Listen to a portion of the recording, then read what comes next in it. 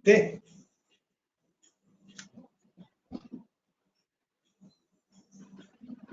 Can I start now?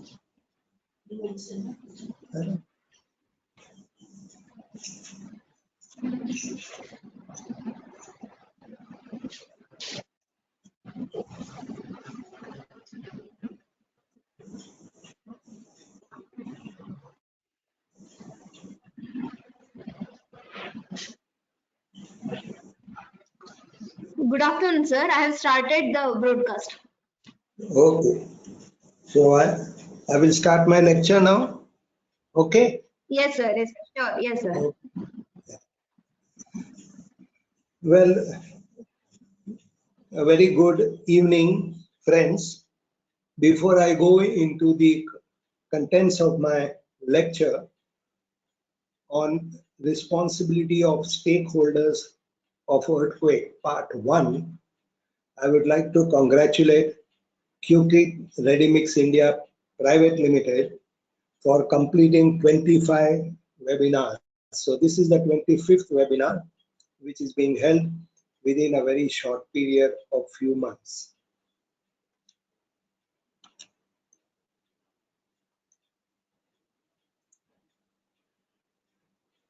Well, in my last lecture, I spoke to you people on earthquake, is it a man-made calamity? And there is not one person, two persons, but every one of us are responsible if there is an earthquake and there is a calamity, which means a loss of life and property, then everyone in the country or in the world are responsible. Who are the stakeholders in earthquake? The main stakeholders are the owner, builder, or the top man in the organization who is paying for the construction and also looking into the various technical and non-technical aspects of that project. The architect and the structural consultant, contractor and subcontractors if they are there, statutory agencies like the government, maybe the state government, the central government, and the site engineer, skilled and unskilled workers. In this category, when I say site engineers, skilled and unskilled workers, I only consider those who are trained to do good construction and good supervision work. The purchasers, like for example, if we are purchasing a flat and the builder is constructing the building, where there will be various purchasers, etc. So they are also the stakeholders.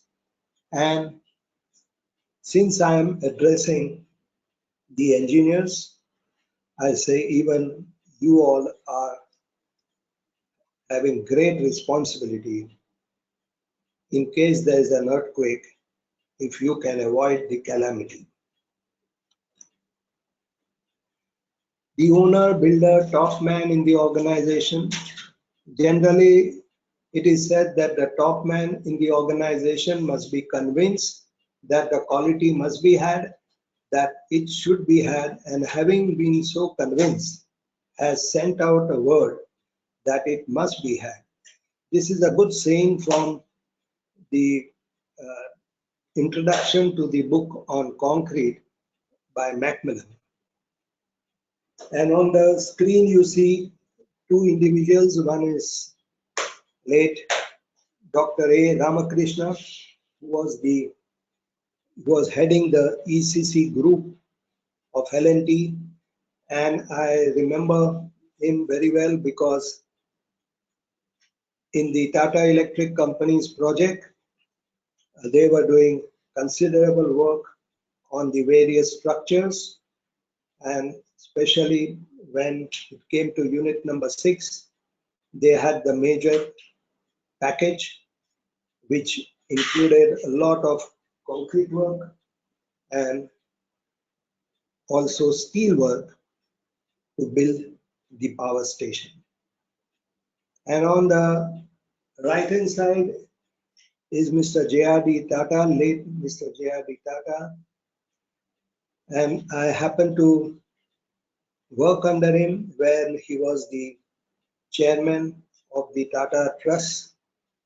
And we were doing quite a few projects on the flood, earthquake relief, etc. And he always used to say, never start with diffidence, always start with confidence. So, remembering these two gentlemen who are heading one of the top groups of companies in our country.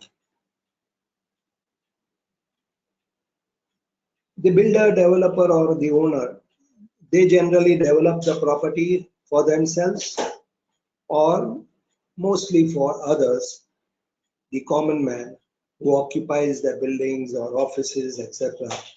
And at times supervise the work. Don't do this, please.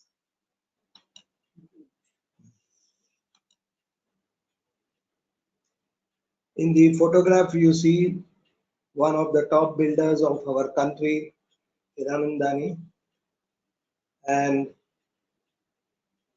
many a times builders have two main objectives. One is to give quality and one is to see that their finance is within the limits which they can give you good quality. Because everyone in business have motives of profit and we cannot rule out that. But if they give quality, the priority, it always pays.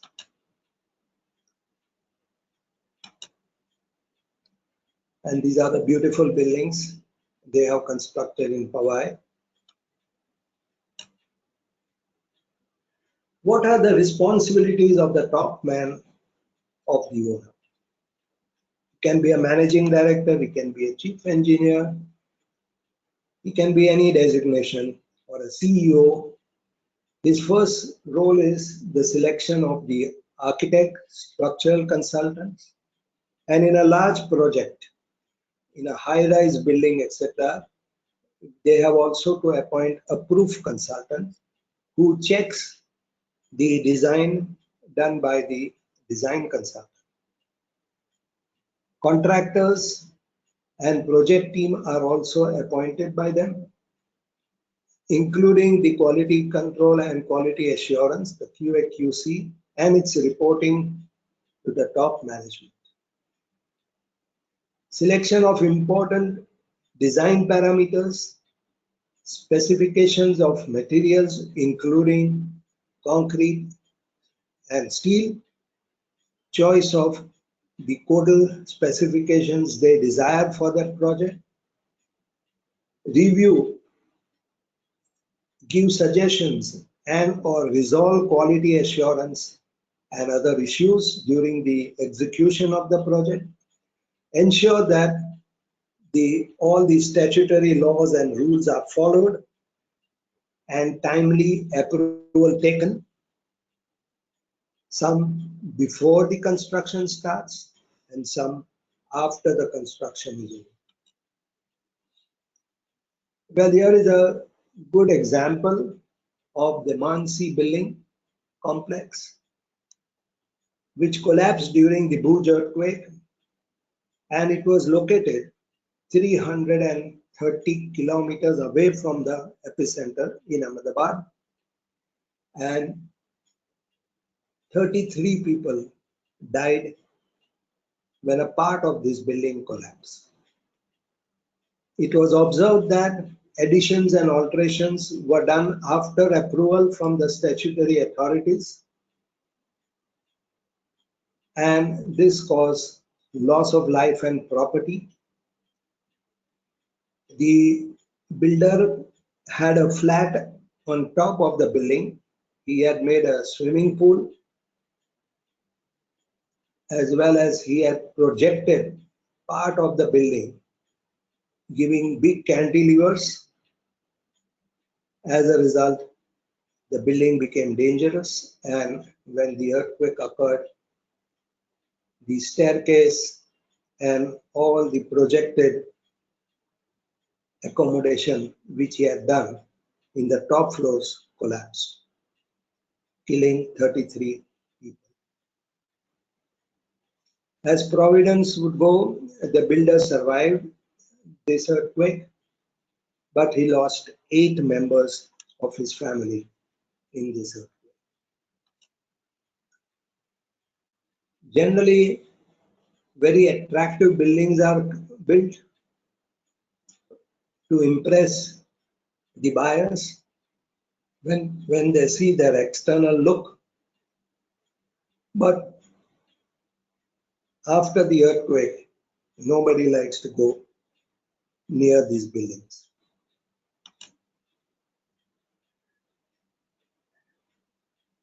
Before the earthquake, the builder had advertised semi-luxurious apartments, 2-bedroom apartments.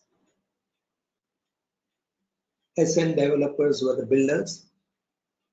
After the earthquake, the above statement was confirmed as 50% of the building collapsed, again killing few of the residents.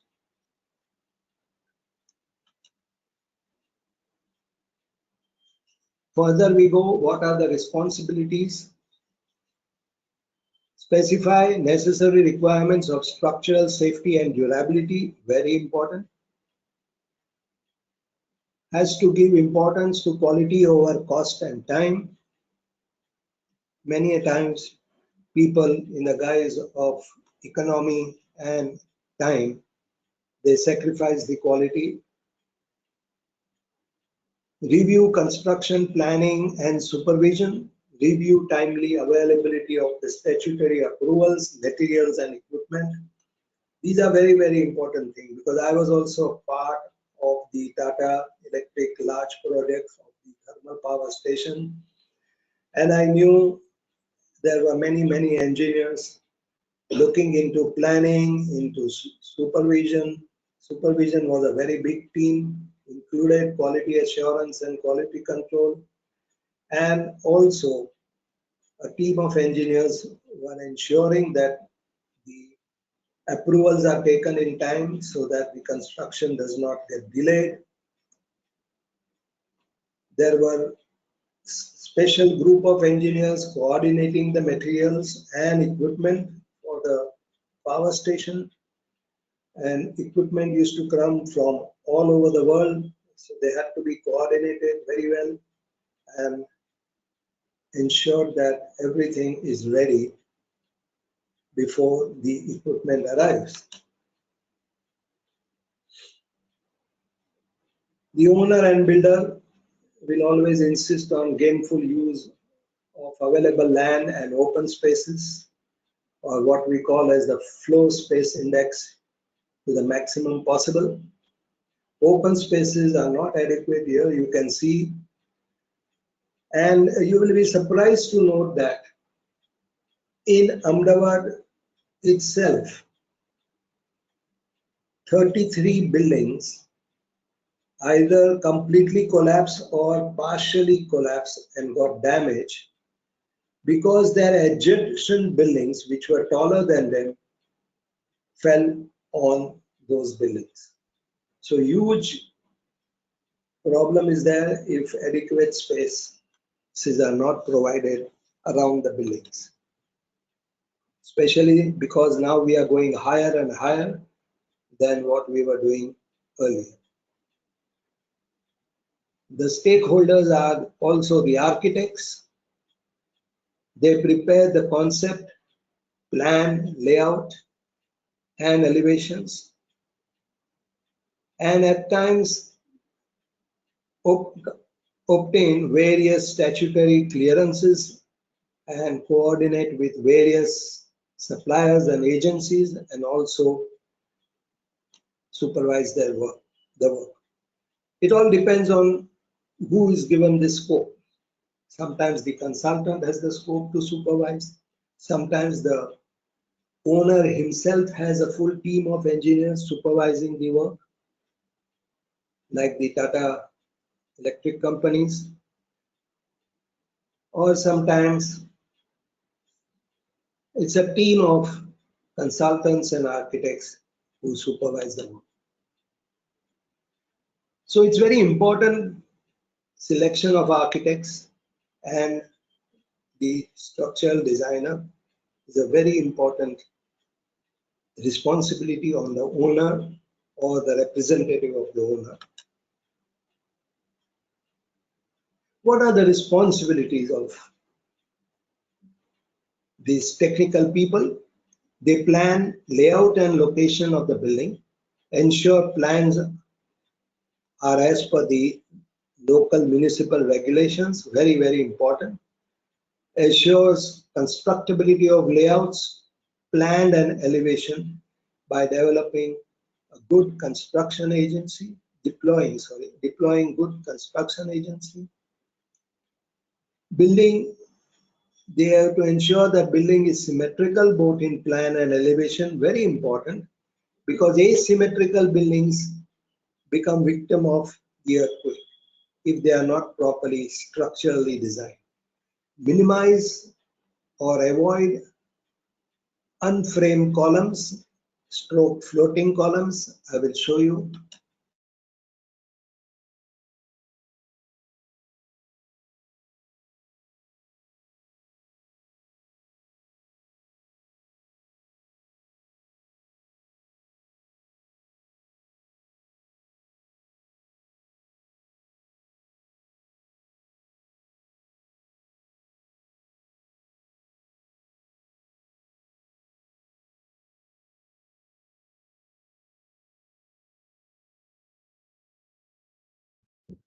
Sir, the voice is not coming. Voice.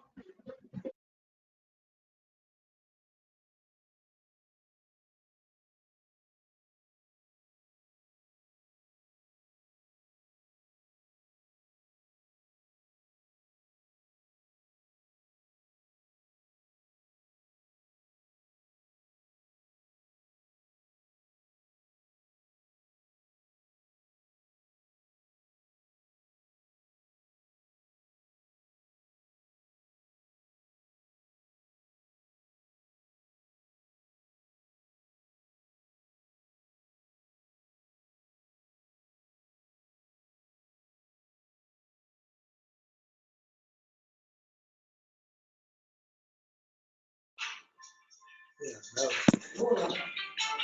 Can you hear me? Hello. Hello. Hello. Yes, sir, we can hear you now. Good. Okay. Sorry for the interruption. In the figure, you see T-shaped plan, L-shaped plan, U-shaped plan, and various other plans and elevations you can see. So whenever you do these types of buildings, the structural engineer and the architect must take greater care in planning the architectural layout as well as the structural design. The building shape plays a very, very important part when an earthquake takes place. So generally, symmetrical buildings are preferred. Asymmetrical buildings should be, as far as possible, avoided. Well, here are some buildings in Mumbai. Of course, they have not faced any severe earthquakes, so they are still standing. And They are both the buildings on the photograph are asymmetrical buildings, both in plan and elevation. We do not know how good their design is, and we also hope that no earthquake occurs in and around Bombay so that they fall victims of the earthquake. One has to avoid also keeping open spaces and large balcony areas, because there is a danger of the common man later enclosing these large open areas to create extra floor spaces in their flat, which can cause deficiency as well as also additional load on the structure. Like for example, you can see a big balcony, later on somebody will enclose after the approvals are taken, and can lead to a great problem. Taking advantage of FSI rules, Ahmedabad, the city of Ahmedabad had different rules to calculate the floor space index in the earlier days. You can see this building. The rule was that the area would be calculated based on the columns on the ground floor, that is from year to year, and then multiplied by the number of floors.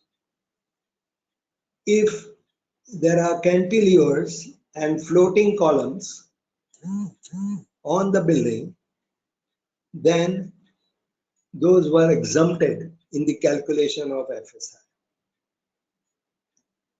But when you have floating columns, then the load transfer of the building weight takes place through the horizontal cantilever beams. And this caused serious failures. Many a times, the ground floor had been totally destroyed and the building had come down by one floor, sometimes killing people. Of course, then later on had to be completely demolished and rebuilt, etc. So then the rule became that no area of each floor has to be calculated as per the floor area on each floor and not as per the center to center distance of the column only on the ground floor and then multiplying it by the number of floors. To explain in clear engineering terms, the structural engineer should provide for the load path in the building from roof to foundation. For example, a building with floating columns requires transfer of the floating column loads to the horizontal cantilever beams through shear force. Load path, therefore, is not vertical but changes from vertical to horizontal members before reaching the foundation. I can show you here once again. The load from this column will come onto the cantilever beam and then get transferred. So horizontally get transferred to the columns below. So this is the main problem in load transfer. The codal practice clearly states that one should not have very small RCC columns. The columns should be minimum 1 foot thickness. Narrow columns many a times may be coming from the architect because they want to have a 9-inch wall and then a 9-inch column on the exterior so that there are no offsets and loss of carpet area in the building. So this can pose problems.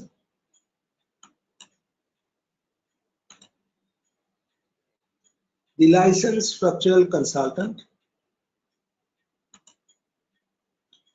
designs, gives details and specifies the quality of structural requirements of the structure as per the earthquake zone. At times also supervises the work. Now there are 5 earthquake zones which are there in the IS code, the Indian Standard Code of Practice, and therefore the structural engineer has to follow in which zone he is building the structure and provide the necessary design to withstand even the strongest of the strong earthquakes which can occur. You cannot overlook these earthquake zones while designing the structure. Hello.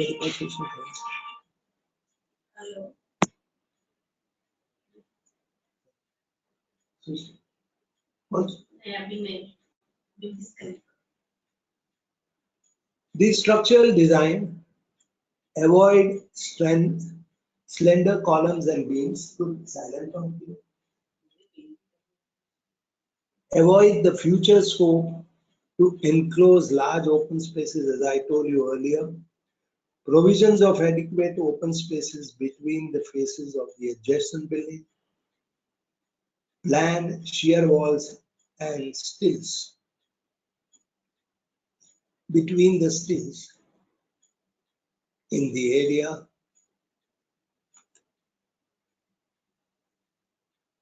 Examine the competency of the contractor and ensure that the structural design and its details comply with the seismic requirements and also matches the contractor's skills and capabilities. It is very, very important, very sophisticated design, very economical design, very beautifully shaped buildings can be done. But one has to bear in mind, especially the architect and the structural engineer, that the contractor has the capability to construct these fancy structures. Otherwise, if there is an earthquake, there will be a big problem. For example, if you have an architect like Santiago Calatrava designing such fancy structures, you should have very competent contractors constructing these buildings. Just to give you an example, the turning torso, you can see here in the center, which was architectured by the world famous Santiago Calatrava, had no bias for the commercial floors which were there in this building. Ultimately, this building was not fully occupied, was built involving large amount of finances, and therefore, because it was so beautiful, the occupant, there was no occupant or buyer. The government took over and turned it into a museum.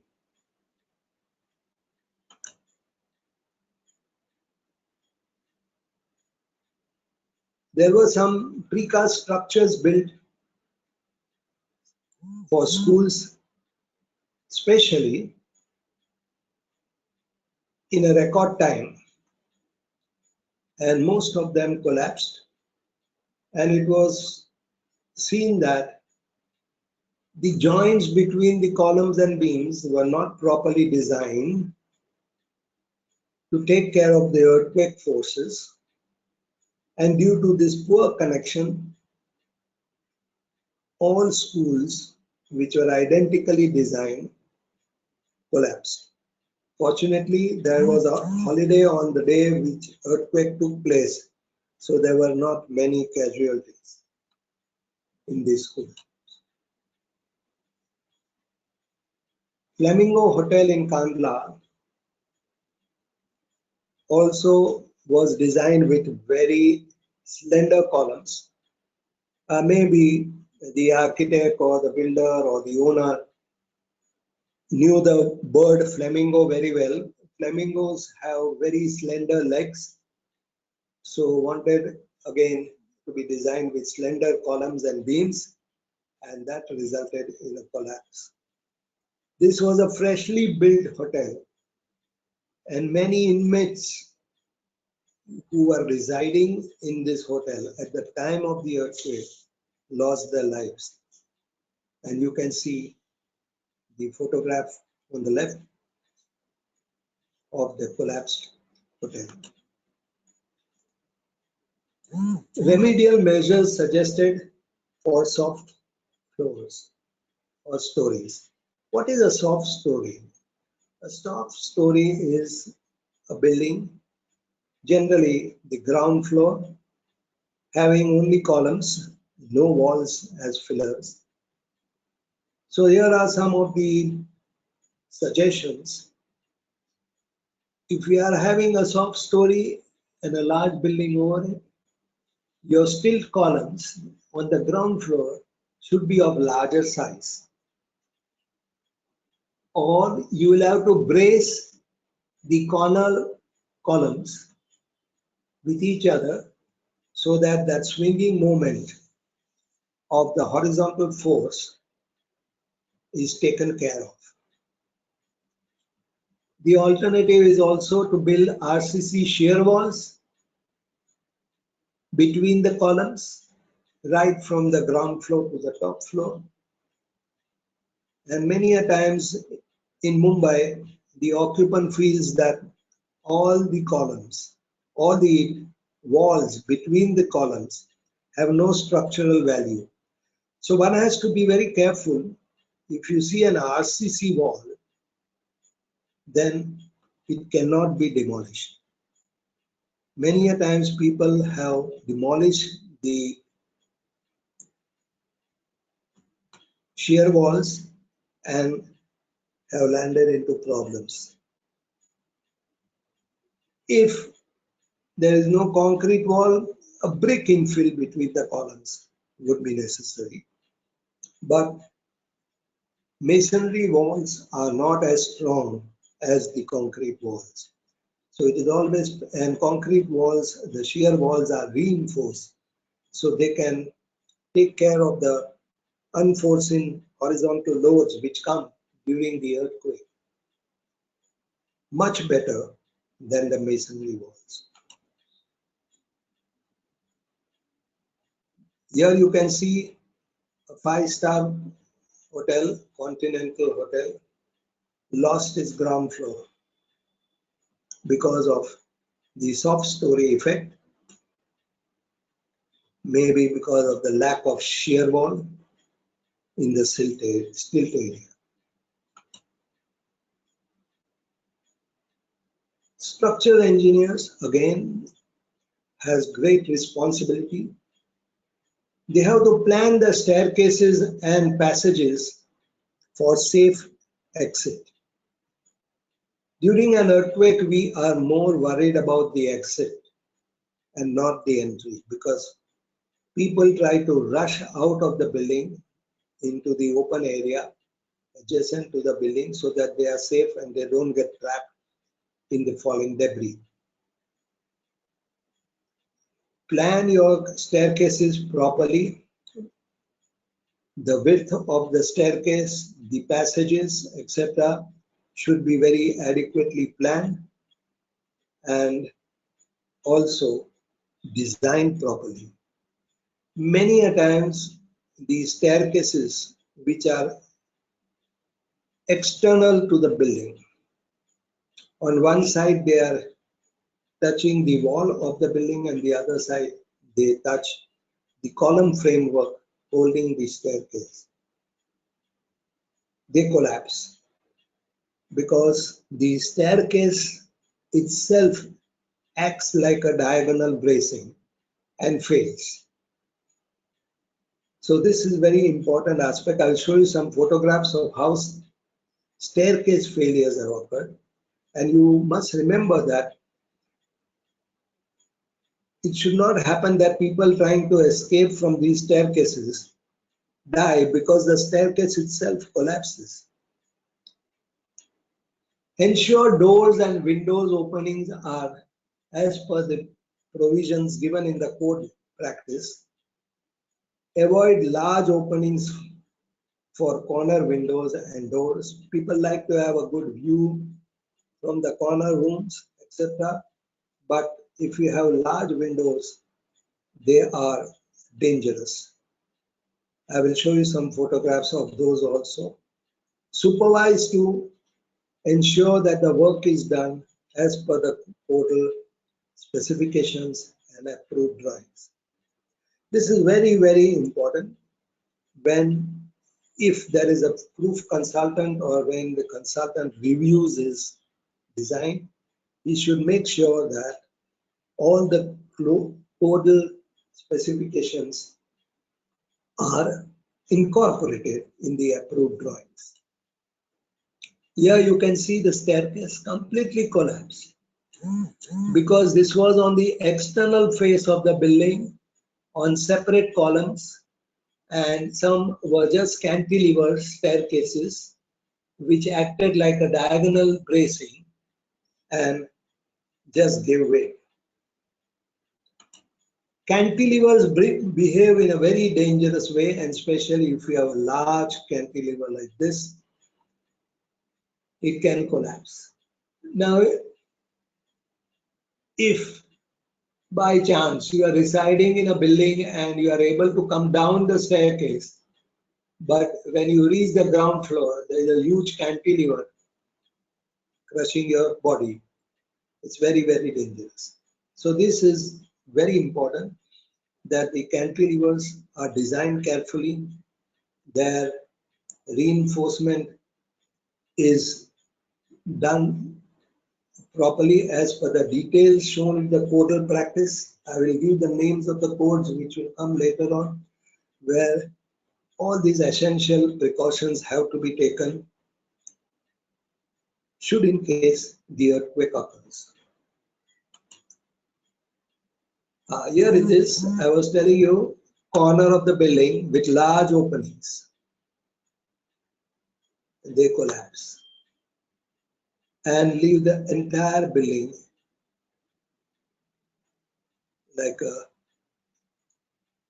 pack of cards. Sorry. One has to be careful when you prepare the layout of the building also. Too many corners and too many windows. You can see here the windows are, the wall is very small. There are water drainage lines, etc., and the windows in between. So this leads to the collapse. Here again, there is an opening. Here also again, the wall openings are not adequate enough to take care of the earthquake forces, and therefore, luckily the building has not collapsed completely, but it gives you an indication that how a building with inadequately planned windows and doors and too many corners can become redundant after the earthquake, because you cannot stay in such a building. Many a times we stress on beauty of the structure, architectural beauty, beautiful design, or maybe use of marble, stone, etc. on the external face of the columns. But if the concrete behind this special finishes is not durable and the RCC framework as concrete which is not durable, then the entire beauty of the building gets destroyed because of the cracks. And this is a photograph of a building after the earthquake. All the cracks have got magnified because of the earthquake forces, and building that no longer looks beautiful. Yeah, these are, I have listed out the codes. The major reason for a lot of loss of life and destruction of structures in the Bhuj earthquake was non-compliance with the codes which were already existing prior to the earthquake. The codes like Code of Practice of Plain and Reinforced Concrete, this is our Bible of Concrete 456, was available in 2000 as a 2000 version. Now, of course, it is revised. Unit weights of materials, then design loads other than earthquake, imposed loads, design loads other than earthquake. Then we have several dealing with the earthquake also. Code of Practice of Structural Safety and Foundation, Code of Practice of Structural Safety and Foundation of buildings which are masonry. Then criteria for earthquake resistance, design of the structures, very important codes. All these are very important codes for earthquake. And of course, last but not the least, the National Building Code of India. Now, if you go through these codes and design your structure according to the codes and according to the zone in which your building is located, earthquake zone, then you can be assured that the building will not collapse. At least it may get slightly damaged, but you can certainly save precious lives residing in the building and allow the people to vacate the building when there is an earthquake taking place. Remember, earthquake takes place only for a few seconds. And if the person who is very alert, he may still not be able to exit the building if it starts collapsing.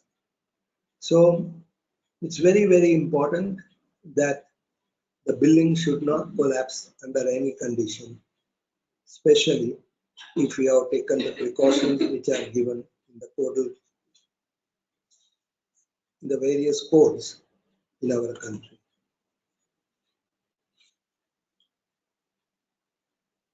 If you go down to the rural areas, this was prior to Bhuj earthquake, you will find that there were many, many structures, non-engineered structures. There was no structural engineer or an architect, qualified architect involved in designing these structures. The contractor or the mason did the design and also the construction. And most of these structures collapse, killing people and again loss of property. So this price one has to pay when you try to avoid the fees of the professionals.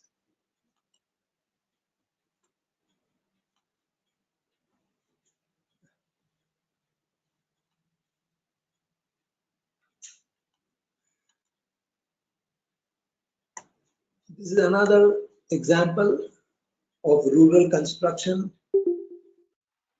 of a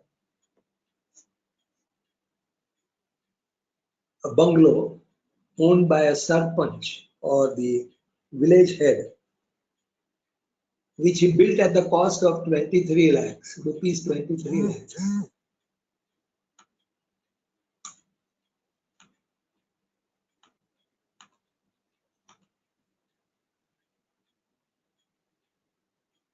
because of the inadequate design, the entire bungalow collapsed. Now, this particular bungalow was already it was just constructed, waiting to be occupied.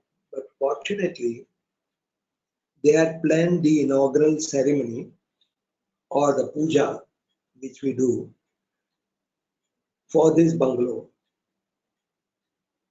And the date was after the earthquake. So the poor Sarpanch had lost his 23 lakhs and only saved the money which he may not have paid for the puja later on, because the bungalow had to be demolished and rebuilt.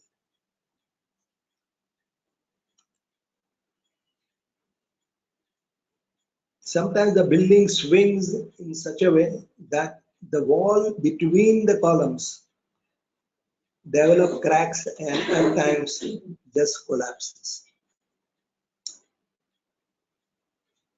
The practice of providing mullions and transoms, that is the ties which we give to the non-structural members so that they don't pop out or come out, has totally evaporated. This practice should be continued in all buildings, and I will show you how they are constructed, the slides at the subsequent presentation. This is a very, very common failure. If the beams are stronger than the columns collapse. The general practice says that if the beam gets damaged or collapses, it will not create so much harm to the structure or the structural stability. But if the beam is stronger than the column collapsing has a big impact on the structure. And many a times the stresses come on the joint between the column and the beam, and the columns come out or get dislodged, and the building loses its floor. And sometimes all the floors have this similar problem. Here you can see the column has got dislodged at the top as well as at the bottom. Here the column has just come out and pierced into the slab above.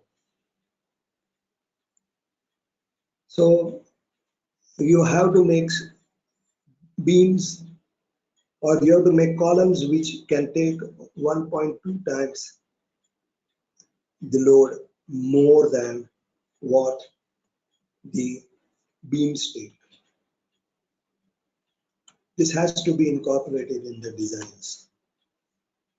Here you can see another reason for the failure of the columns or weaknesses in the columns is because of the reinforcement steel not being placed in adequate numbers at the junction. You can see here the complete column has got dislodged and the bars are exposed. This can only happen when the bond between the steel and concrete is not good. This can also happen when the steel is inadequate. This can also happen when you have used steel which is re-rolled, and that re-rolling mill did not have an open heart furnace so that you can incorporate the correct amount of chemicals while preparing the reinforcement steel for the building construction. So here also you can see the column have got just uprooted. Here is at the top and here it is at the bottom.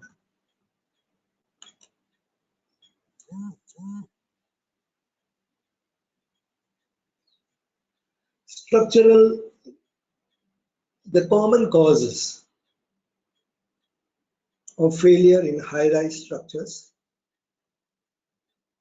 is the structural design, construction practices,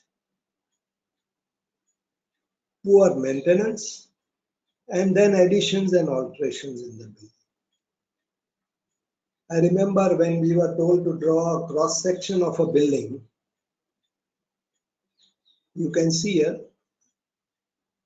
the full building has got sliced off at a particular point, and you can see the entire cross-section of the structure after the collapse.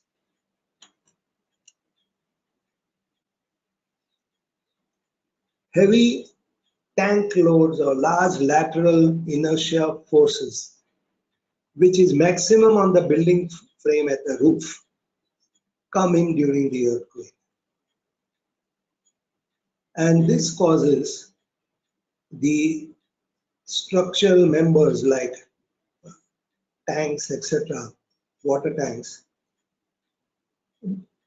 to get dislodged because of the whipping action of the seismic vibration.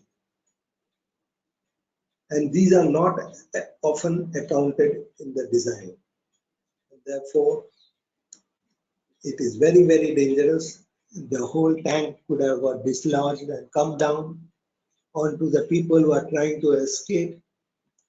The floors, the lower floors have collapsed because of the soft story effect, and building is dangerous, and it has been shown after the earthquake. Maharashtra Mandal in Gujarat. This building is very inadequately designed. I don't know who has designed this building. Fortunately, it did not collapse. But here you can see the columns and beams are eccentric, which is never a case. The beams generally sit on the column properly. And just fortunately, it was a Maharashtra Mandal in Gujarat that this building did not collapse. Here you can see even a part of the door is below the beam. So obviously the column is not gone through here. Column is here, eccentric. Or we can conclude saying that this is a building designed by an eccentric consultant. Licensed structural consultants. Again, after the completion of the construction, you must prepare the as-built drawings and indicate in it the shear walls, the importance that this structure cannot be tampered with at a later date. Often the structural stability certificates are issued by the structural engineer at the end of the job. But the certificate has no meaning until and unless it is accompanied by as-built drawings, giving all the precautions to be taken, that no tempering of the columns, beams, or shear walls should be done during the life of the building. Lastly, we should not put the professional knowledge and skill at the stakes due to peer pressure. Many a times the senior people exercise pressure and important things are not taken care, resulting in a collapse because of the earth.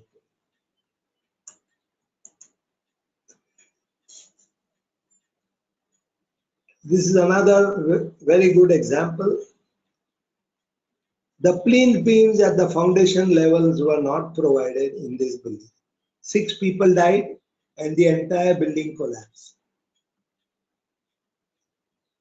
It is very, very important that the plinth beam should be connecting all the foundations or the columns at the plinth level together, so that during the earthquake there can be very erratic movement, horizontal movement, and the foundations will move in sometimes in different directions if they are not braced together. And if they move in arbitrary manner, a collapse can take place and people may lose their lives. This is Jal Smithri building in Maninagar. Here is a sketch which is showing how to brace the beams with the at plinth level. The structural engineer attempts most economic sections for structural members without violating the requirement. It's very important.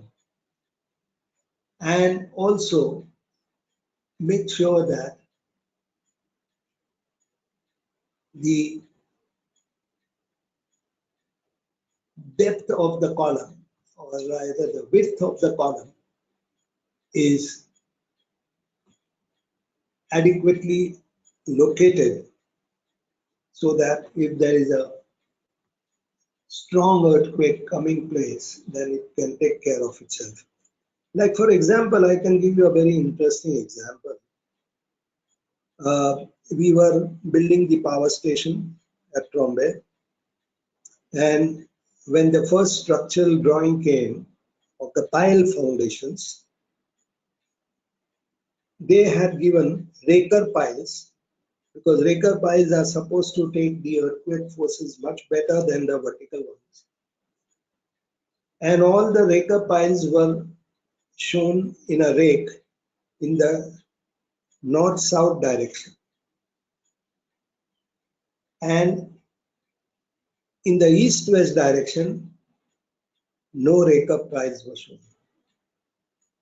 So a very polite question from the site was sent to the designers that how are you sure that the earthquake will occur in the north-south direction only and not in the east-west direction? And immediately came a revised drawing also showing that the east-west direction there are rakes. So this is very, very important. You can't expect in which direction the earthquake will move the building. It can be northeast direction, it can be north, southwest direction, we don't know. So therefore it is better to, if you are providing raker piles, then it should be raked on all the fronts so that the building remains stable. Here also you can see the column, the width of the column, the depth of the column. This is a weaker. If the earthquake comes in this direction, the building is going to be in trouble. But if it is placed like this, so it is always better to have some columns, rectangular columns, having their greater width in east-west direction, while some having in the north-south direction, so that the building is equally strong on all sides. Another very important phenomena which occurred during the Bhuj earthquake was the soil conditions. Ground shaking, that is back and forth motion of the ground caused by passing vibratory waves through the ground. When earthquake occurs, the vibratory waves go through the ground and are taken care of by the soil structure interaction. But what happens in the soil liquefaction is when these vibrations come, and if the soil is sandy, liquefaction of the soil takes place. And the bearing capacity of the soil considerably reduces because of the liquefaction of the soil. So this causes surface rupture, cracks develop, vertical shift can happen, and sometimes the building settles. Sometimes very evenly it just disappears in the ground to some extent, or it may settle unevenly depending on the soil conditions and the liquefaction which has taken place during the year. There are some nice photographs which I will show you later. Tilting, cracking, and failure of superstructure may result from soil liquefaction and differential settlement of footings. Now, what is the solution if you have sand which has got very good bearing capacity so long as the soil liquefaction doesn't take place? Then you may have to undergo piling or deep foundations and go right down to the hard strata and then construct your building on the top. But this is often not done, and especially in the Kutch region, there is a lot of sand which has good bearing capacity otherwise, but because of the earthquake, the soil liquefaction action resulted in many buildings collapsing. Here is a very good photograph of a building, a solid building tilted as a rigid body, and the raw foundation rises above ground. Building itself suffered only relative minor damage, but you can imagine the human being in this building when the building is tilting like a coconut tree. There may be very serious injuries to persons in the building, even though the building is not faltered or it has not collapsed due to bad construction, but the foundation was weak.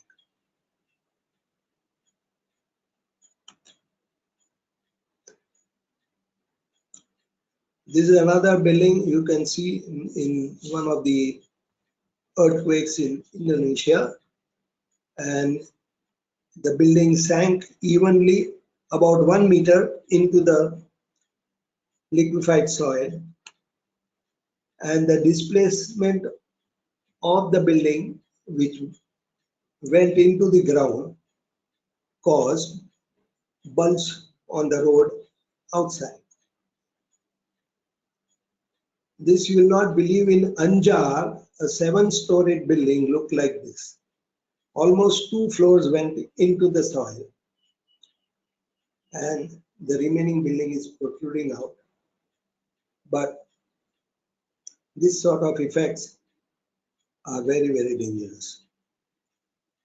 I remember to have attended one of the conferences where Japanese civil engineers settled in America showed us a video of soil liquefaction taking place in Japan and the building gradually going into the soil. And the full video was filmed, and it really looked very unusual that somebody during an earthquake will take a video standing outside the building and show you how the building just goes into the soil. So someone remarked that Japanese must be very brave that they have taken such a film so that we can get the idea of what is soil liquefaction. The engineer smiled and replied. He said, no, Japanese are not that brave, because what happened was the camera was on a stand and the cameraman ran away, but camera took the entire film.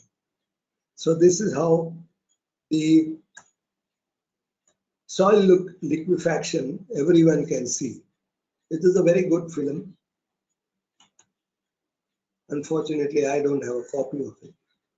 Licensed structural consultant to verify, inspect the quality of the construction and its compliance with the drawings and specifications.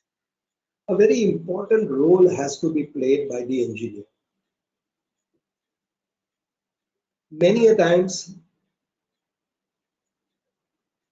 the design engineer doesn't go in the field to see whether the quality of the construction and its compliance with his drawings and specifications are taken care of. My serious suggestion is that yes, the design engineer must visit regularly the site. He cannot have full-time function of inspecting the construction work, but at least frequency should be either weekly or maybe bi-weekly, etc., to see that all the aspects given in his drawing and what he had thought while designing the structure are being implemented.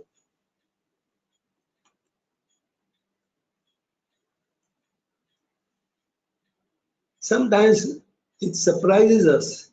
The column should have set directly on the footing like this, but because some survey error, the column is shifted here in one of the corners of the footings. And after the construction is done and the pit is filled up, nobody would realize that this column was very eccentric to the footing. And this can result in a failure. So one has to be very careful. So if the design engineer visits the site, he will immediately object, no, all my columns are sitting in the center of the footing. How is this column eccentric? But after the entire pit is filled up, it is very difficult for anyone to judge whether the column is eccentric in the footing or very much centric in the footing. Well, this is not a failure during the earthquake. This is the Shiv Chandan building which collapsed during the heavy rains in Mumbai. This was a 4-storied building. There were 2 buildings built by the same builder at the same time. This building was in the front and there is another building at the back. We call it A wing and B wing. The A wing had a bank on the ground floor because it was near the road, main road. And one day suddenly the building was in a very dilapidated condition, though it was only 16 years old, a teenager. So the employees in the bank got worried and scared because some of the plaster and concrete started coming down one day, and there were very heavy rains in Mumbai. So they walked out of the bank and they said, no, we can't work here, it is very dangerous. And like all managers, the bank manager said, no, no, this is happening since a long time, don't worry, we'll get the building repaired, etc. Blah, blah, blah. But somebody summoned the fire brigade, somebody summoned the municipal corporation, and their wisdom came in. And they said, okay, no, the building is in a bad shape, please vacate the building immediately. At 11 o'clock in the afternoon, the building was vacated completely, along with some precious belongings to the occupants of the building. They came out and they were temporarily housed in the building which was behind it. where my friend was residing. And he then telephoned me and he said, you come and have a look at the collapse which came later on. The building collapse took place at 6:30 in the evening. I got a phone call at 12 o'clock in the midnight that the building in front of my house has collapsed. So please come and inspect it. Then I told him it's 12 o'clock, I cannot come now, but I'll come early morning tomorrow when there is bright sunshine and see what has happened. I telephoned Mr. A.P. Remedios, who was my guru, and said, come, we'll out, go and inspect. One of my friends' building has collapsed. Though he was not residing in this building, he was residing behind. We have taken the photograph from the terrace of that building which has not collapsed, of course. And 8 or 9 people died. Now, how these 8 or 9 people died is also a very interesting story. There was a bakery, you can see a bakery, a small structure in the next compound where the baker must have already made the dough for the bread. And he, along with his 8 workers, died because this building fell on the bakery. Even though the fire brigade and the corporation had told them to vacate all the structures around, a part of the building where my friend was also residing was vacated temporarily because we don't know in which direction the building can fall. Well, the baker, the owner of the bakery, did not listen and he paid with his life along with his other 6-7 workers who died. But what is the story?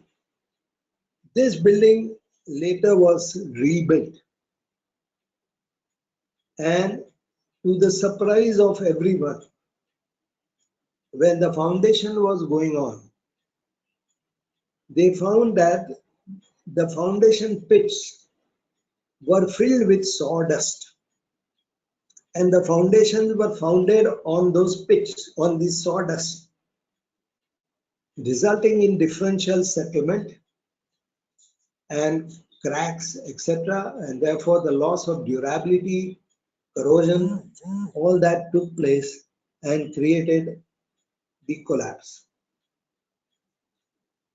But after the building collapse and before the new construction commenced, there was a lapse of about 2 to 3 years or maybe more, during which time the structural engineer had lost his license because everyone blamed him for giving structural drawings for such a building which collapsed within 16 years. And also, the architect of the building, when he heard that his building has collapsed, got a heart attack and expired. So he was not prosecuted, he was dead. The structural engineer got prosecuted and he lost his license and also was prisoned for a few days, then came out on bail. And somebody who was in the workshop in Ambuja Cement gave my name that Mr. Dodi has said that this building was built on sawdust. So the structural engineer came running to me. I said, you quickly go there and see for yourself and absolve yourself, because what the builder has done at a later stage is not your responsibility. And maybe the authorities will consider your case. And I think he was absolved of the problem. But you can see what happens when it is left to non-technical people to do technical work in a big city like Bombay or Mumbai.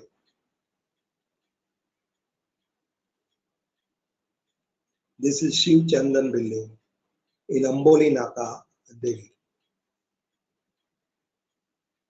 Structural design should be such that it can be easily constructed.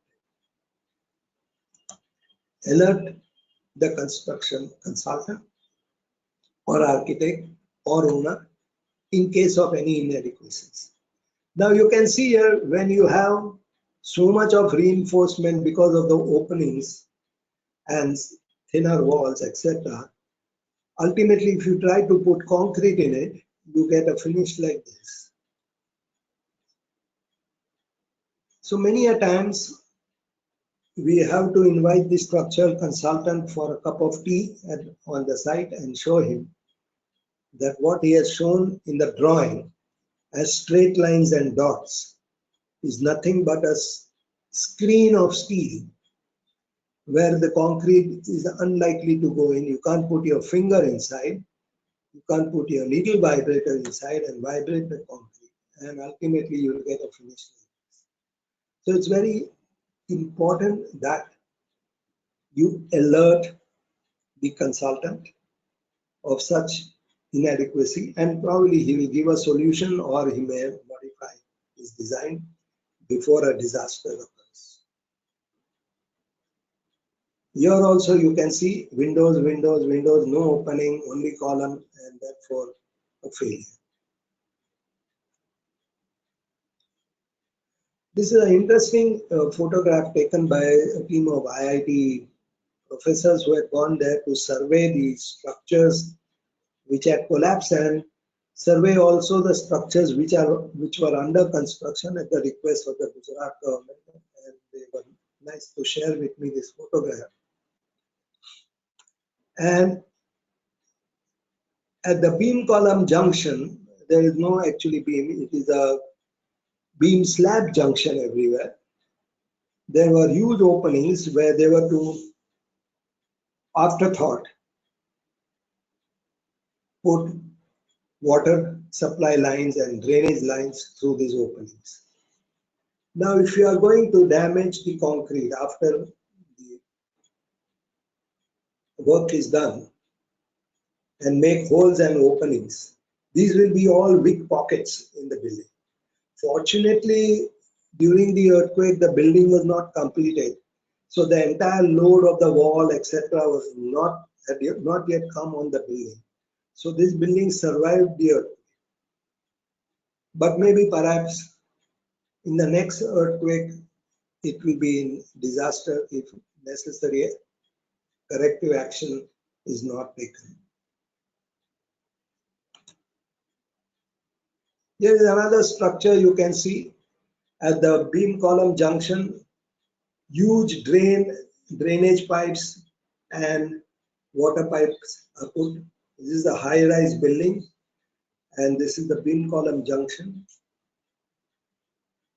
One does not know whether the design is capable of taking these pipes, which are nothing but voids in the beam and at the beam column junction.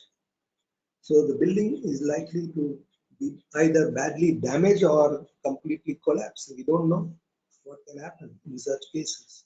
So one has to take great precautions.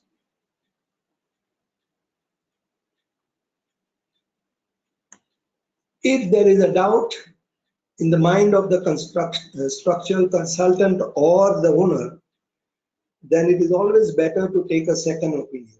We take so many second opinions for the doctors when we are told that you need to be operated. Then we take another opinion and sometimes save ourselves from unnecessary operation. So it is very important to take an opinion from another structural engineer, and together your designer as well as the proof consultant can jointly discuss and solve your problems.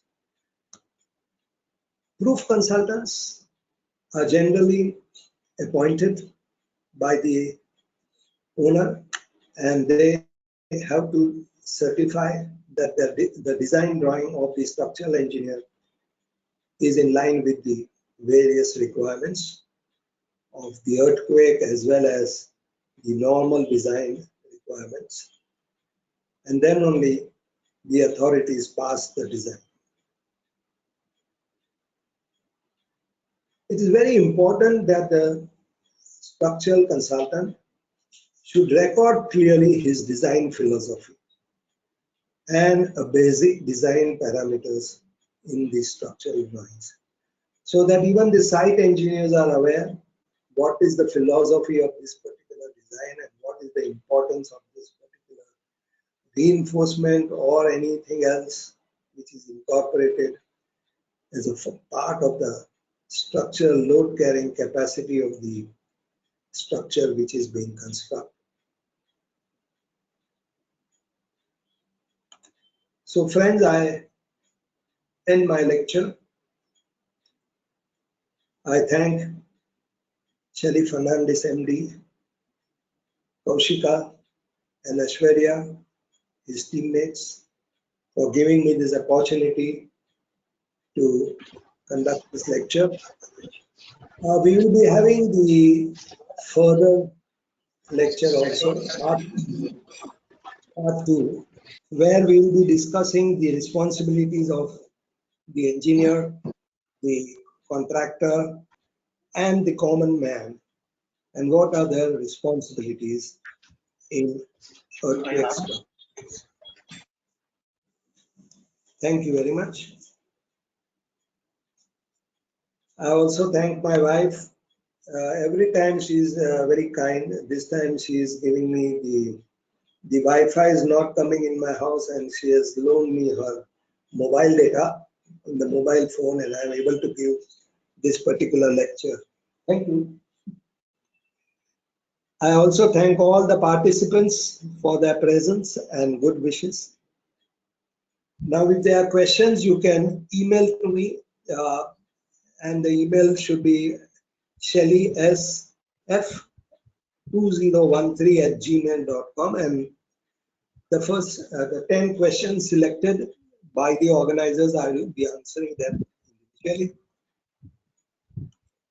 Thank you. Over to you. Good evening, friends. Good evening, friends.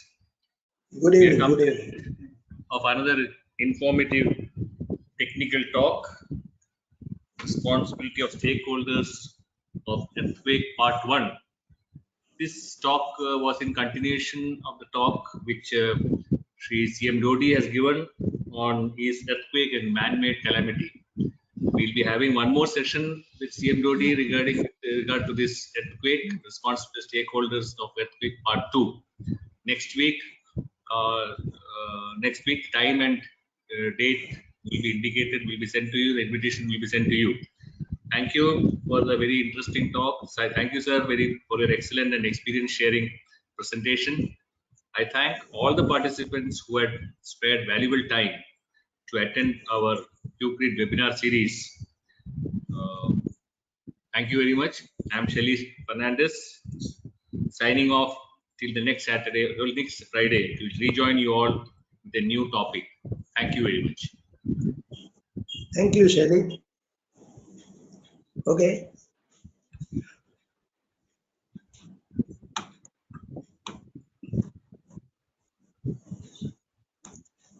Chalo.